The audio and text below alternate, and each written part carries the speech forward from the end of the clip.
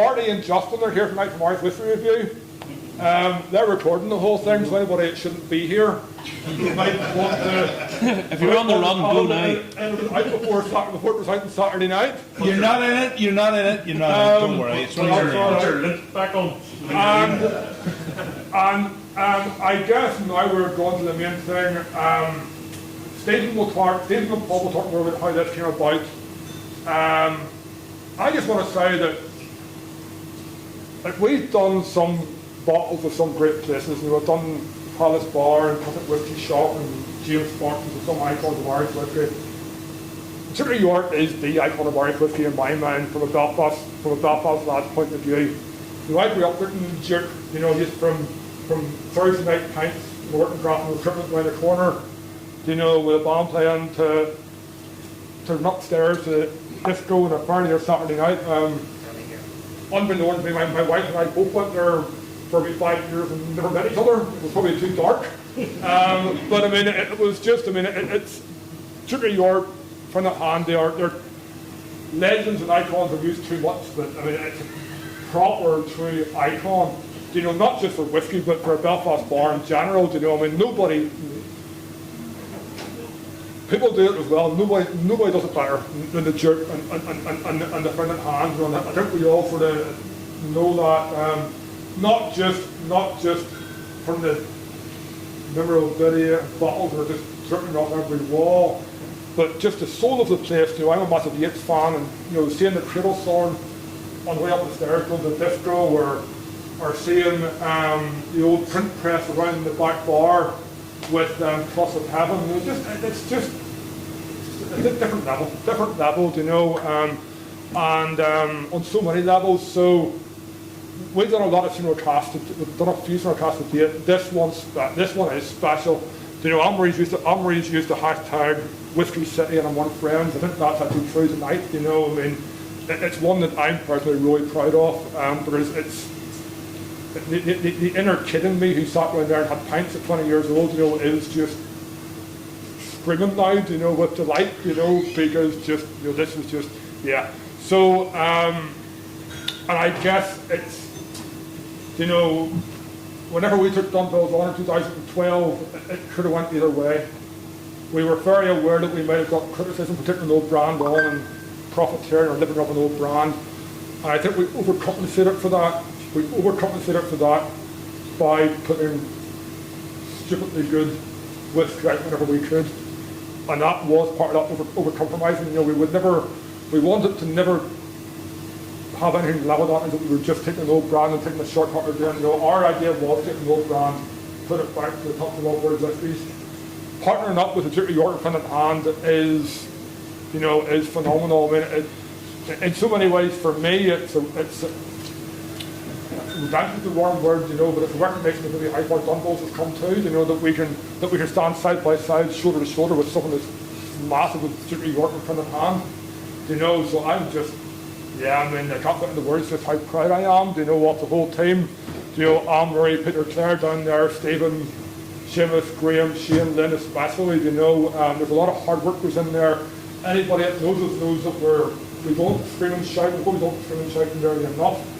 And, but yeah, this one, we're going to enjoy tonight, this one's special, so I want Stephen and Paul to say a few words about how we got here, and then we'll crack this baby open.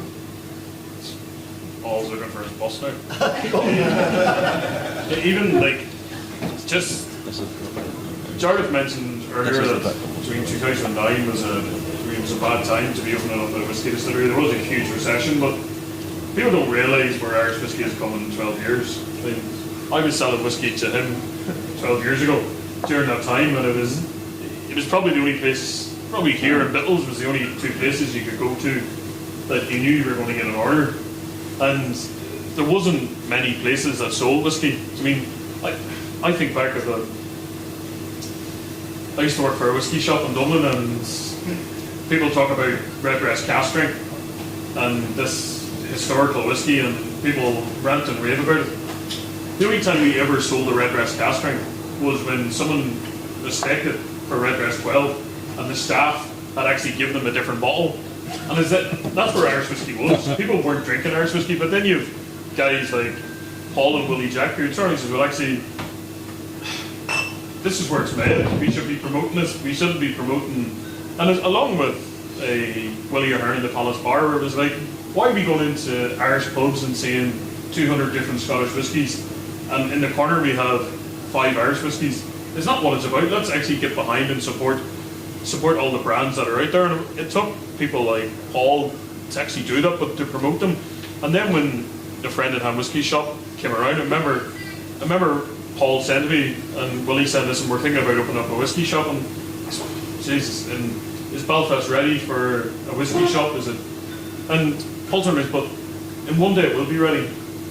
And to the same context as that, and I can remember like a few years ago with Ray, and you were twiddling your thumbs. I mean, he's probably still doing that now. He's still doing that now. But it's like, and there was nobody looking to buy Irish whiskey then. If you look at now, there's so many people in Northern Ireland who are getting a career out of Irish whiskey when there was nothing apart from the 1 or 2 brands, and only there wasn't young people drinking whiskey back then. And now it is really, really trendy, and it's down to people like Paul who have been championing Irish whiskey when it wasn't really that popular. No, well, we'll always at the Duke of York with a great collection of whiskey for years, and people were coming in, and tourists were coming in, and they were, where can I buy that? There's a go see Stephen in the Celtic Whiskey Shop in Dublin. Why do we have to send them to Dublin? Why can't we have something in Belfast? The crowds will come. And talking through the years, and Stephen became a good friend, and he went to Dunville's, and it was great. We collaborated one day, and he says, what about a class of Dunville's? Bring it back to the heart of the city. Dunville's a big iconic brand in Belfast. And I grew up a stone's throw from Dunville Park, where Seamus touched on, where the Dunville's family donated to the area, the people. Just want to bring something back to Belfast, get a bit of heart. Let's say go down to Kirkcalman, but get Dunville's in the city, get the 208, as in every bar in the city. Come to Belfast, you want a local whiskey. Why not? The Dunville's a big brand like that. So, 2 in a row with Stephen and Jarlath, I pick a cask, and we'll down stack with the cask, and throughout lockdown we were up and down, taking samples, trying different samples, and the team were great. And just advise us all the way, because they're the experts. We can sell it, but they're the experts. We can sell the whiskey. But they put together this beautiful bottle, and the presentation will taste shortly. And it is totally exceptional whiskey. We've done it with a few other brands, but this Dunville's means very close to the heart because it's from the city. And throughout the years, we long for this. Dunville's collection we've had in the bar for years. I'm very proud of it. So it's glad to have this today. And Stephen maybe will talk you through it, where it came to. Like even, I think everyone from the distillery, the most disappointing thing for us was that our first single cask wasn't released in Belfast, and the 2 key customers that we wanted to do it with was probably the 2 most high-profile customers in Ireland for whiskey, and it was the Palace Bar and the Duke of York, or the Friend at Hand. And when we were releasing the whiskies, it was like I was all Paul, like, listen, you have first dibs on what cask you want. At the moment, between Graham, Jarlath and myself, we think these are the 2 best casks that we've tried in a while.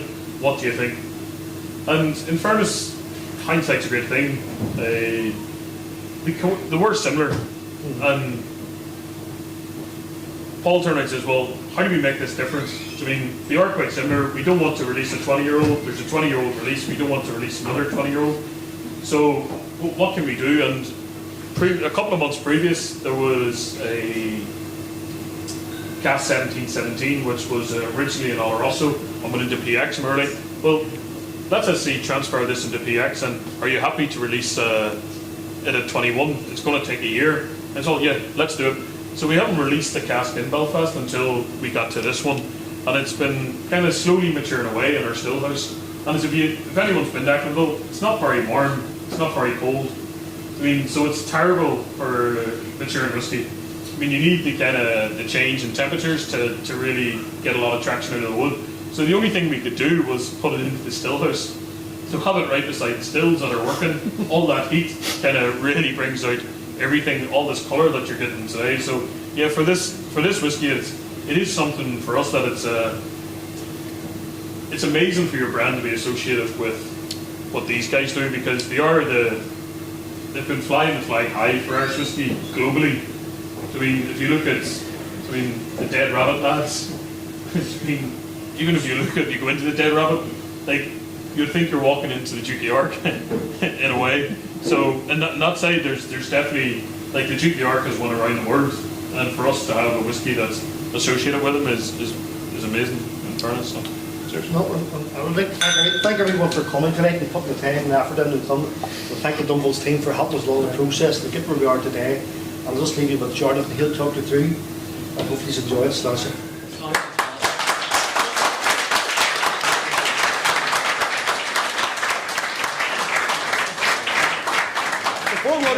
Anthony, are you okay down there? I thought you were a bit grumpy there with that photograph, but you're okay, yeah? I just want to make sure the VIP for looking after. I wouldn't want to see us not only. That's okay. Guys, we talked a bit there about how this is all the roast and then transferred to PX. Anybody that knows my whiskey preferences, anybody that's loved, will know that I'm a wee bit of a Glenfiddich fanboy. And I love my sherry bomb whiskies, as does Graham and Stephen and a lot of others at the distillery. And I guess if you look at Irish whiskey and who's doing what in Irish whiskey, you know, you have in Scotland you have the big names in Scotch whiskey, you know, from Macallan through Glenfarclas through Glendronach through Glenallachie through Ben Riach through. These guys are all predominantly using old world sherry casks to finish the malt whiskey, but they're sherry bombs time and time again. And it doesn't do any harm for Macallan, doesn't do any harm for Glendronach, doesn't do any harm for these guys, you know, the Glenfiddich for this world. Nobody was really doing that in Ireland, and that's actually not true. And it's very obvious that one person was. But they were more known for their pot still than for their sherry finishes. But Redbreast, and we're all Redbreast fanatics too, and no more so than me, you know. And Paul and the guys have done a few Redbreasts, and Redbreast 25 from Finot Hand was probably still the best Redbreast release there has ever been. I mean, it's an absolutely stunning whiskey. But Redbreast just do old world sherry finishes. Now do ports as well, but it's old world. If you go back to the history of Dunbills and the history of that golden era of Irish whiskey, it was sherry casks, port casks, rum casks, fortified wine casks. The casks were coming in from Europe and a bit coming in from the Caribbean through Cork and through the West Coast. But mostly it was those sherry casks and port casks. There were the purchasing records for Old Cumber. Old Cumber was 2/3 port and 1/3 sherry. We know that from like something about a 20-year period. Mark and different people like that are just geeks figuring through all these old records, you know, and we've done a bit too. We bought the Old Cumber company there, and we got 5 pallets of old diapers, and they're just layered with dust, and you go through them, and we know that. We can see the purchasing records. Dunbills was about 70% sherry and 30% port. That's the cask that we used, and that's the cask that we used. Not because they used them, well, yes, but because we just love them. That's what we love to drink. It's what we know and love. So, in all these Dunbills releases you're trying, from the Three Crowns up through all our releases, it's all old world casks. You know, we want, or I want, and we want to position Dunbills as one of the. You know, I mean, if we're the Glendronach or Macallan of Ireland, we'll be delighted, you know, but we're going to do those old world sherry finishes. 1808 is different. 1808 is a modern release. We know those modern playing about things with. But from Three Crowns through all the similar casks, time and time again, that's what we're going to get. We're going to get just different versions of old world casks and just hold that ground. Whereas Redbreast do it on the pot stills. Dunbills, we're going to hold that. We're going to do that on the malts. And just, you know, and try and build that reputation. So whenever you buy a Dunbill single malt, you know what you're going to get, you know you're getting experience of, you know the quality, and you know roughly the playing field that we play in. This particular release is a bit special in that we double up on the cask. So it was in first and second fill bourbon for 15 years. It then went into Oloroso for, I believe, I think 4 years. And again, a first fill Oloroso Portishead takes on all those deep Oloroso notes, those more, you know, those nutty notes and those stewed Christmas cake notes. And then we'll take it out of the Oloroso and we'll put it in the PX cask for, was it 9 months a year? Yeah. It was within 9 months and a year. I think it pretty much was a year. Because I think the whole thing was that we needed a summer. Because I can remember it went in just at the end of the summer. and I was like, this needs a, or went in at the start of the summer, sorry, and I was like, this needs a summer, because once it hits the summer, like with all the heat and like if anyone's been to Ecklandville, it's a greenhouse essentially. It's a terrible place to be standing in the summer because it's just all glass and with the heat of the pot stills as well. So with that, it was like, okay, this is perfect. So the whole way throughout the summer, because I think Palace Bar was March, wasn't it? Yeah. Yes. Yeah. So it was at the same time at that time he transferred it in. So yeah, it's pretty much a year. So I mean, whereas most, like I said earlier, most of our summer class or a kick this side of the head. This is a kick deep side of the head probably. You want doubling up with the Oloroso and the PX finish. I mean, it's a big whiskey. It's a big whiskey. It's 54.2. 53.8. There you go. No rehearsal. It was 53.8%. Your cast strength. You know, I don't know what drinks you got or not. And again, it's just layers and layers of those sherry flavours. You know what I mean? So, you know, Anne-Marie phoned me at 10:30 this morning for tasting those. So I was doing a tasting in Dublin till 1 o'clock yesterday morning. So I got home 1:30, and I was sitting at 10:30 this morning trying to taste whiskey and pull a few tasting notes because it was all very last minute. But I mean, you know, to me it's like Black Forest Gateau, like, you know, like stewed dark cherries. There's obviously those candied orange notes that come through in all the Dunbills. To me, like, I'm getting, you know, a lot of licorice and spice in there.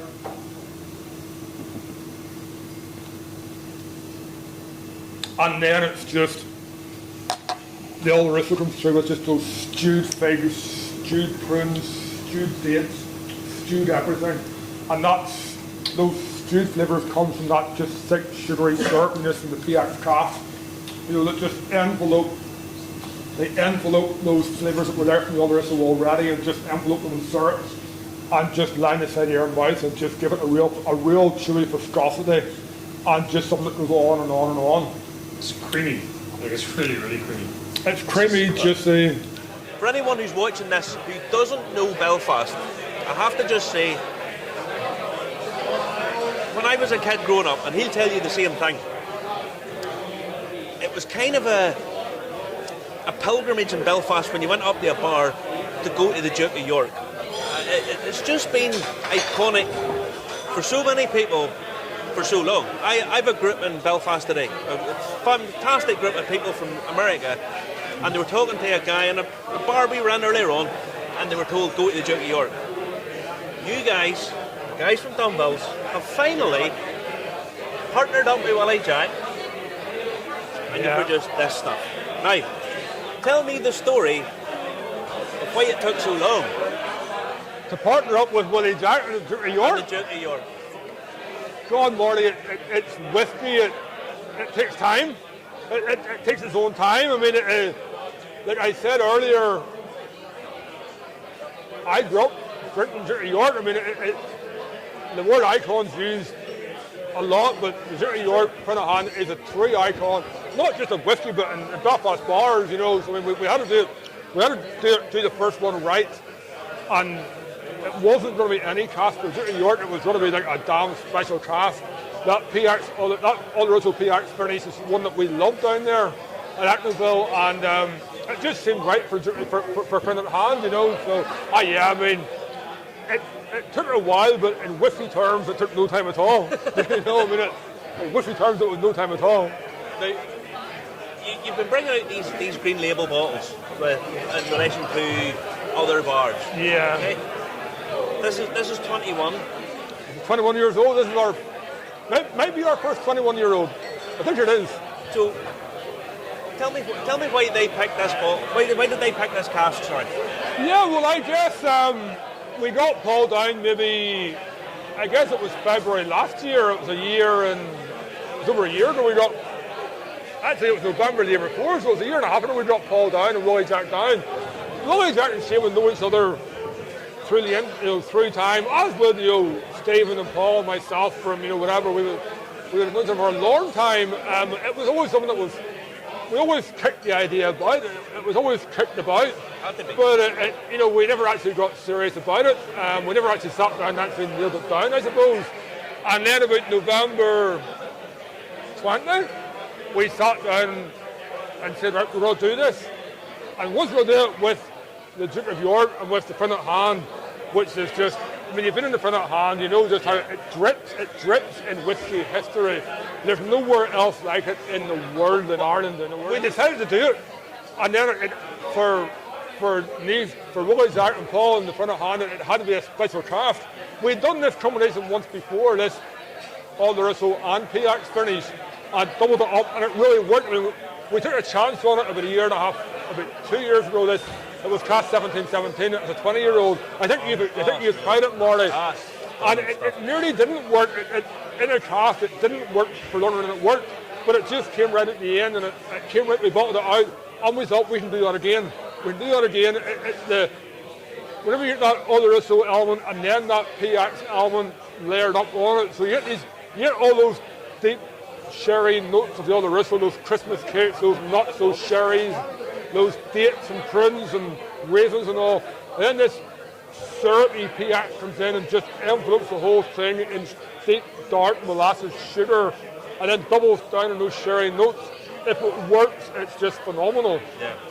The trick is getting it into the craft and out at the right time, not overdoing it, getting the balance right. And again, we bottle it when it's ready, and I have to take my hat off to you guys. See, whenever you say the word balance, it is good, isn't it? it's awesome. I mean, it's a wee bit good. It's absolutely. It's a wee bit good. It's the thing you guys do so well. Yeah. Is you get. It's very easy to over sweet things and put out all that sweetness because it appeals to people. But you find that it's sweet and it's got layers of sweetness, loads and layers of sweetness, but it's got that balance, and it's got that balance to a point where it pulls it in, reins it in, and delivers it in sort of nice rolling stages. It's one of those things. No matter what, it's a blend or selecting a single craft, be it the PX12 craft strands or anything else. Graham myself, and now Graham myself, Stephen, Peter, Shane, Chris, Greg, we'll all sit around and we look for balance. It's the balance we look for. We obviously look for the flavour profile and all that. But once the flavour profile is there, we will try a craft on almost a weekly basis. We know it's getting near. We'll try, and then that sounds ideal, but it's probably not as nice as you think. So balance. That balance is just it's the one we look for. We look for luxury and balance in a whiskey, and we roll out. That's our two markers for Dunvilles. If that makes sense, the two markers for Dunvilles, you know. So, and we do it's what we talk about most whenever we're sampling spirits. But like this, you guys, I mean, you know I love what you do. I've told you that from day one. The first time I ever met, I told you that I love what you do. And you get these bottles, and you do this wonderful, thick sweetness, but it's got the nuts and the candy and the apples. It's a chewiness. You want to chew it. It is. It's a whiskey you want to chew. Body to it. And a lot of times people don't understand. It's not that they don't understand. They're maybe not appreciative of just how difficult it is to get those balances right and go forward with it. I mean, Marty, in truth, like I said earlier, it's something that we don't. I know that sounds nuts, and that can take some water. It actually does take some water. I mean, it's something that we find doing blends is almost more difficult for us. But it's just in single malts and in these things, we just don't compromise. We always say we make whiskey without compromise, and we can do that because of the setup. Because of our setup and who owns it and the lack of pressures otherwise. But I mean, if you get the right whiskey, get the right craft, match the right whiskey to the right craft, and leave it for as long as it takes. Yeah. We're not interested in 6 months or 9 month finishes. That's 5 years in sherry casks. We're interested in 3, 4, 5 year finishes. Yeah. Just put it in the right cask and leave it the hell alone. Just leave it for as long as it takes. And then once it's getting there, you'll revisit it every month and then every week and then every second day, and then you'll pull it out, like pretty much on the day that it's, ordained to be bottled, you'll bottle it, and that, and it, to us, Jarlath, I couldn't work for you, buddy. That's the truth. but I mean, to us, it's not, like, that's not hot. Nah. I know it's not, I don't want to come across wrong, but it's just, it's not. But I mean, man. Look, like, we find making 18 away playing harder than making. I'm sure you probably do, but what I'm And saying, like- I'm going to tell you this. And as right? well as that, you're sitting every day trying this sort of whiskey, but it's fucking best job in the world. I mean, this stuff, I mean, it just is. As breathtaking you guys do, and the fact that you've done it with a guy who is so respected at what he does and Willie Jack. Yeah. And Shane and Willie Jack and Mark who designs the labels, the attention to detail is on another level. I mean, in terms of Irish whiskey and even Scotch or bourbon, I don't care. Maybe the Japanese are slightly different, but in terms of detail, you guys, I mean, that label, have a look at that. The label on that, the embossing, it's hand filled or the hand. The green label is a wee bit nice. Just superb. And You already started your keep enough of these. we're filming. That's the way it works. I know. The attention to detail is, I mean, it's just out of this world. And the green labels, all your labels are superb. They're just, and the box is beautiful. I can't rave enough about the Dumbles. As a sign of what's to come from Meganville, when are we getting it, Jarlath? Please tell me this year. Come on. There's some people in the distillery who think it'll happen this year. I don't. There's Shane. There's some people that think it will happen later this year. I know how long it takes us to do anything, and I can't see it happening this year. We are in, I guess, for the first time, we are in Actonville. We're in Actonville mode. Okay. So, for anyone that doesn't know, Actonville is our field and glass distillery. It's separate from Dunville's. Yeah, we are in Actonville release. We're starting preparations.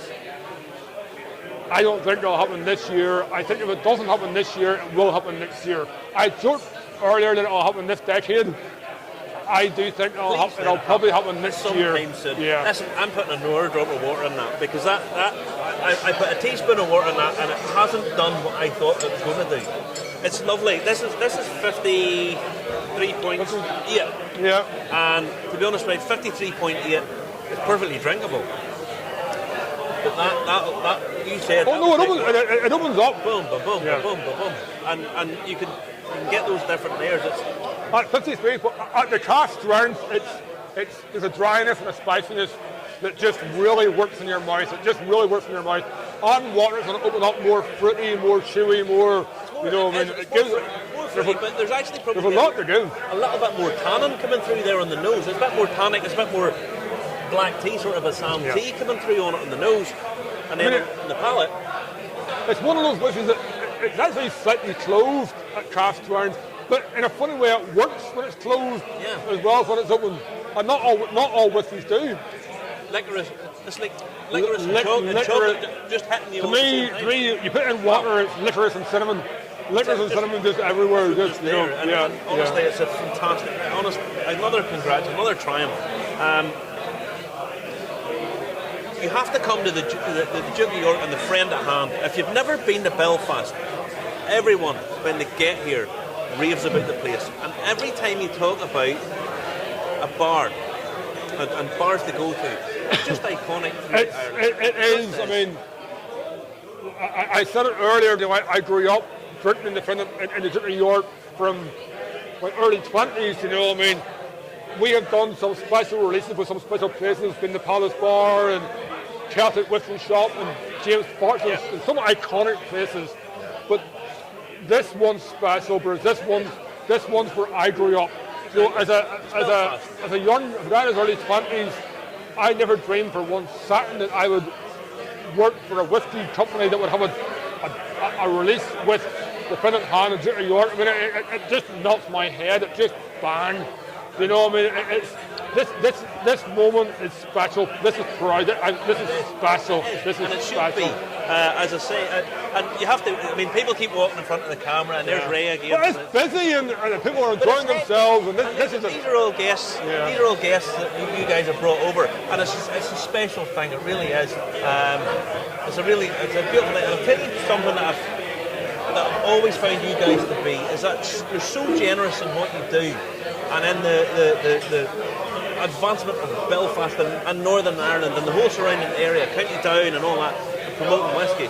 There's other whiskey brands here tonight. But I think we're invited them. I mean, my God, McConnell's and Sarah does a great job. McConnell's is as much part of the whiskey heritage of Belfast as Dunville's is, and working together with, Belfast is Whiskey City. We're using the hashtag Whiskey City tonight, and we're using Among Friends.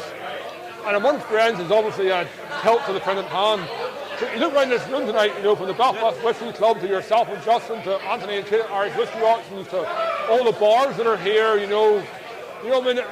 tonight's a special night for us. Tonight's almost like it's a Dunville's coming of age in Belfast for us. It does feel that wee bit. It's almost like feels that wee bit different, and certainly you can see.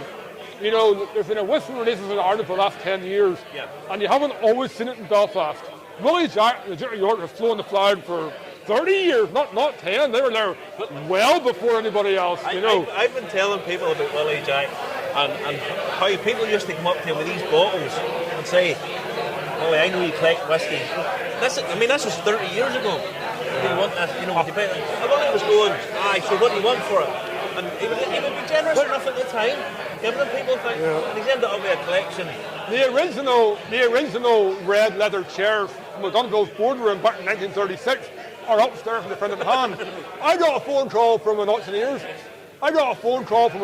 company giving me the heads up that these Dunville's chairs were in this in this antiques showroom for sale. And as always, I get there to buy them, and Willie Jack's there 5 minutes earlier. And that's how it works. Willie Jack just has, I would say the guy has the British collection of mirrors, bottles, whiskey, and he has a Trident Hand. He told me one day, he says, "I don't see myself as a publican, I see myself as an antique collector." Yeah, well, he told me earlier that he's extending the Trident Hand and building the Whiskey Emporium beside it, and the plans are phenomenal. But he said that only 10% of his current collection is in the Trident Hand. 90% isn't. And I'm like, Jesus. Hats off to him. Hats off to Paul and Ryan, those guys. It's just that's another triumph. Another hit in my meagre income is going to have to go to Dunville. Listen, thanks very much, mate. Marty, as always, thanks very much. Justin, thank you very much. Good to see you guys. Thank you very much.